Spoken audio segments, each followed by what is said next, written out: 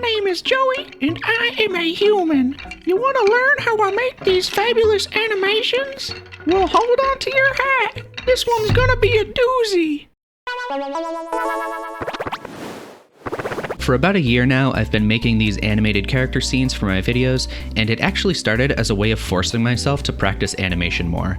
And because of all this practice, I've gotten much better and faster, and developed a workflow that could help you out. That being said, I've never worked at an animation studio or with a team, so don't expect industry advice. I'm still very much trying to get better, and I cut a lot of corners to save time, but I promise this is practical advice, especially if you're a beginner who's having trouble getting started. I'll get into the specifics of everything, but first, here's my basic workflow. I always start with planning, so I make a bulleted list of everything that I want in the video and then write a script. After that, I record the audio of me reading it and bring it into DaVinci Resolve to pick the best takes and edit it down. I almost always record the rest of the video first and just leave gaps for where the character scenes will go. Then I export the audio for just those gaps and bring it into Blender. Then I do the lip syncing for every scene in its own action with nothing else.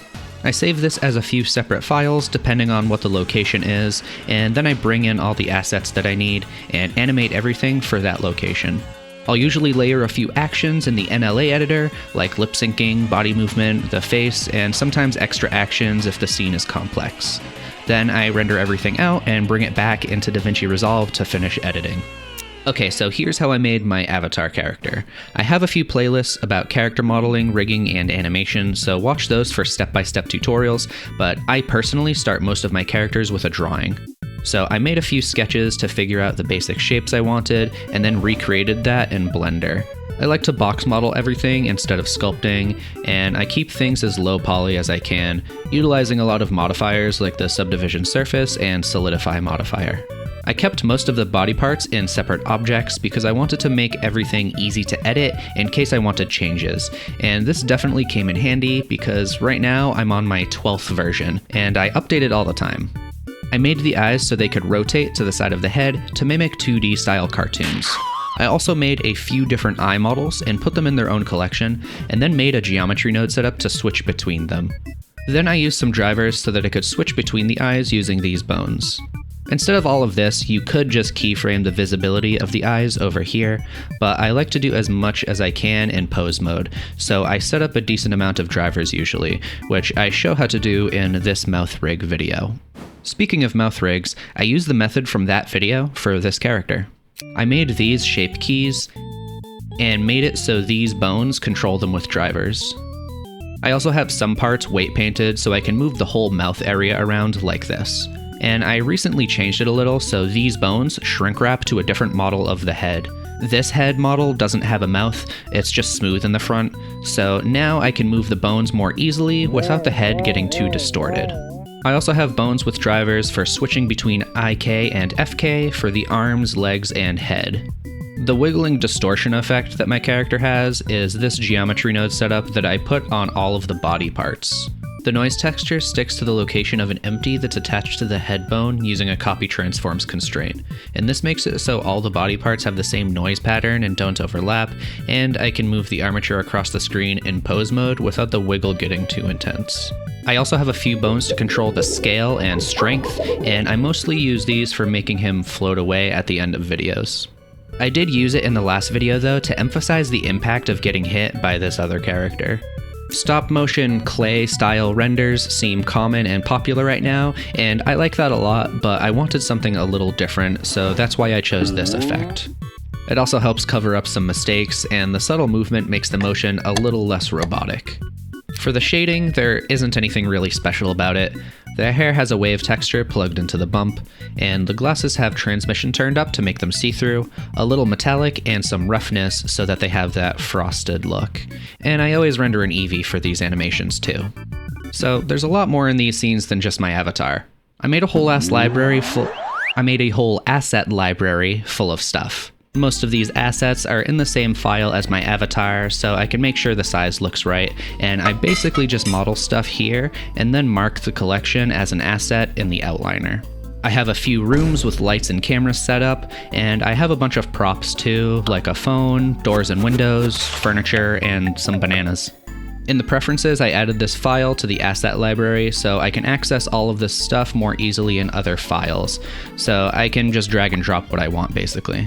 For my avatar, I usually set this to link and then create a library override over here. Without the library override, it doesn't let you pose the armature. The benefit of linking is that if I update the character in the original file, it updates in all of the other files that it's linked to. If I'm using a prop that I want to edit specifically for the scene, then I set this to append instead of linking it, so that I don't have to edit the original model. I usually do this for walls if I want to cut a hole into one for a door or something like that. And you might have noticed that I also have these other sections in the asset library, and these are for character poses. I talk about making and editing poses in this video, but basically you pose the armature and select all the bones you want to be part of that pose, then add a new pose from the asset library right here. Then you can select it here or from the asset shelf to change the pose. And I made poses to help me with lip syncing too. Having a pose library helps save me a ton of time, kind of like how learning with Brilliant will save you a ton of time. Brilliant is sponsoring this video, and you should check it out because it's the best way to learn math, science, and other STEM topics like programming, data analysis, and physics. A lot of these topics come up when you're learning Blender, like you'll hear about vectors all the time if you're working with shader nodes or geometry nodes, and if you want to make anything with the simulation zone, basic physics concepts are going to make you seem like a pro to other people. And you'll need to know some algebra for setting up drivers like I did with my rig in this video. You'll see these topics all over the place, and if you learn about them with Brilliant, you'll have a much more seamless Blender journey. It's easy to get started if you're a beginner. Just take their quiz and they'll find content that matches your skill level and interests. The courses are very interactive, which makes them easier to understand, and if you get lost, they give you hints and step-by-step instructions to help get you back on track. The quick bite-sized lessons make it easy to fit them into your schedule, even if you're busy, and you can use your computer or phone, so you can use Brilliant pretty much anywhere, like during ad breaks in YouTube videos. So try Brilliant for free for 30 days. Just use the link brilliant.org/joec or click the link in the description, and the first 200 people will get 20% off Brilliant's annual premium subscription. That's brilliant.org/joec. Go check it out. So like I said, I also saved poses to help with lip syncing. I made a bunch of mouth shapes that work for certain sounds, and you can find some quick mouth shape references if you search for phoneme mouth charts. I don't have that many because I reused some shapes for certain sounds, like this one that I use for L, N, and D sounds. And yes, I lip sync manually.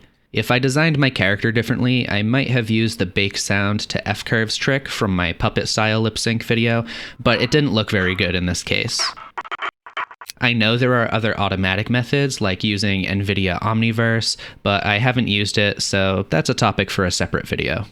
So I bring my audio clips into the video sequence editor, and then show the waveforms by selecting the clip and checking this box over here.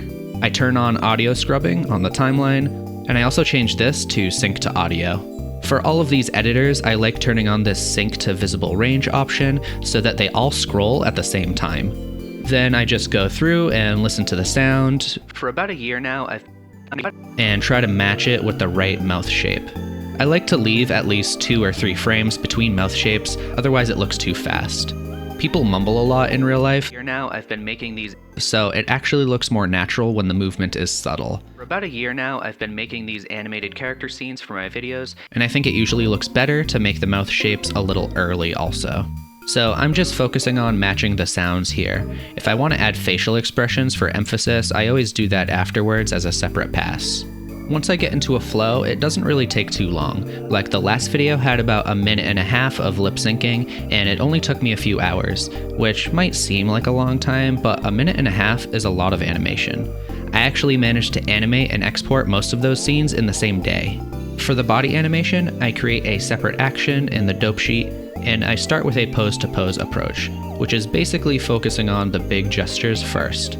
So for some spots like this, I'll have the hands out at the widest point, and then other spots I'll make a pose like this with the hands folded. And then I'll just insert keyframes for all of the body bones. I also like to set this to constant at first, so there isn't any interpolation. I think it helps get the initial timing right, and I don't feel as tempted to fix the in-between motion. I just focus on the big poses first. So I just go through and listen to the dialogue and try to emphasize certain parts by adding poses there. And developed a workflow that could help you out. I don't use video reference most of the time for simple stuff like this, but I have a few times. Like for this one, I was having a hard time making poses that felt natural, so I recorded a video of myself just looking around. I didn't really match the timing, but it was helpful for getting poses that felt better. When the poses and timing look good, I switch the keyframe interpolation to Bezier. It looks bad at first, but I have a trick, and it's kind of a hacky approach that I use because it's fast and easy. What I usually do is copy the pose and paste it so the transition is only 5 frames from one pose to the next. This usually keeps the rhythm looking good and makes it so that I don't have to go into the graph editor to adjust the easing. Some movements do require more than 5 frames, so I will adjust things that don't look right, and sometimes I'll add in-between frames to make motion paths a little cleaner, so the hands don't like pass through the head or something like that. Whenever the avatar looks to the side, I move the glasses and the mouth so that they look like this. And so I don't have to mess with the lip sync keyframes, I do this in a separate action, and I'll mix it in the NLA editor, which I'll talk more about in a bit. When I'm happy with the base motion, I'll start using the free Wiggle Bones add-on. I usually enable it for the head, the hands, and the hair, and it helps add extra motion like follow through and some bounciness. Sometimes I'll keyframe this stiffness value to make it affect parts more or less. And when it looks good, I bake the motion. And again, I do that in a separate action so that it doesn't overwrite all of the other animation. Alright, time for the NLA editor. So what is it and why do people hate it so much? It stands for Nonlinear Animation Editor, and it's a way of mixing and layering actions. A lot of people hate it because it's confusing and it's not designed very well. Blender already knows this, and they're planning on redesigning it in the next few years. There are actually some Blender conference videos about it, but don't let that stop you from learning it now, because it's very powerful and it's not very hard once you get used to the quirks. Plus, when they do redesign it, you'll basically already know how to use it because the concepts will be the same. Okay, so I already talked about making actions. You can do that in the dope sheet by changing this to Action Editor. So for the lip sync, when I'm done, I'll open up the NLA and push this down, which just means that it's turning it into a strip over here. And you can always edit it again by selecting it and pressing Tab. An important thing to know is that everything works from the top down, so if you have 2 body animations, the one on top will overwrite the one below. But if they don't use the same bones, then they don't really interact with each other. Like, I didn't insert any keyframes for the mouth bones when I did the body animation, so they aren't really affecting each other. If you want to move the tracks, you can use the page up and page down buttons. I know, it's weird. You can also click and drag the strips or press G to move them. You can change the type of mixing that's going on in this side panel. Replace will replace the action, obviously, but combine is good for mixing actions together.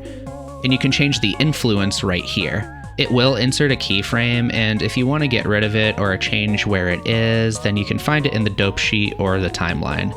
It's another annoying quirk. So for when the face turns sideways, I make a separate action just for the glasses and this one mouth bone and set it to combine. And this makes it so that the mouth bone can still move from the lip sync action, but it's also making the mouth extra wide for these parts. I use the NLA editor a lot for this elevator scene. I had this running action, and when I wanted it to stop, I keyframed the influence going down.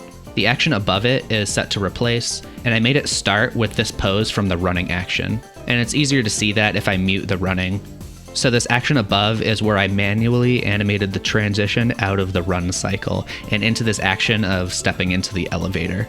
I also have this bobbing motion in a separate action that's being combined with the other actions below so that I could blend into it and change how intense it was. This is the sort of thing that would be good if you wanted to always add subtle idle movements like breathing or swaying side to side. You could basically just have a loop on top of everything else that you animated. So yeah, it's got some issues, but it can do some really cool things like what I just showed, and much more. Like, it can also change the speed of actions, repeat them, and it has modifiers like this stepped interpolation one that could be good for making things look like stop motion at a lower frame rate. Alright, time-saving tips. A lot of the tips I've already mentioned were things I didn't always do, and these animations used to take a lot longer. First is to just plan ahead and think of what you might reuse in the future. Like, my character took a while to make, but I knew I'd use it a lot, so I made sure the mouth would work for lip syncing, and I have it set up in a way that lets me alter it easily. Making a lot of reusable poses saves time, and I also have some animations like a walk cycle that I reuse by appending it to files where I need it. All of the props are reusable, including the rooms, cameras, and lights. And I changed my startup file so the animation tab has things set up the way that I like them. Basically, if you put in the time at the start, then later on you can animate a bunch of scenes without having to model things first. Another way I plan ahead is by only animating what I need. So, figure out what you want to animate before starting. Decide where the camera should be. If you have audio, animate to match it. If you can't see the feet in the camera, then maybe you can save time by not animating them. I also animate multiple scenes at the same time if I can. Sometimes I'll have a few scenes of my avatar just standing at the desk, and I animate all of those in the same file and then separate it when I'm editing. I also do all of the lip syncing at the same time, whether it's in a different location or not, and then I can just bring that into the other scenes.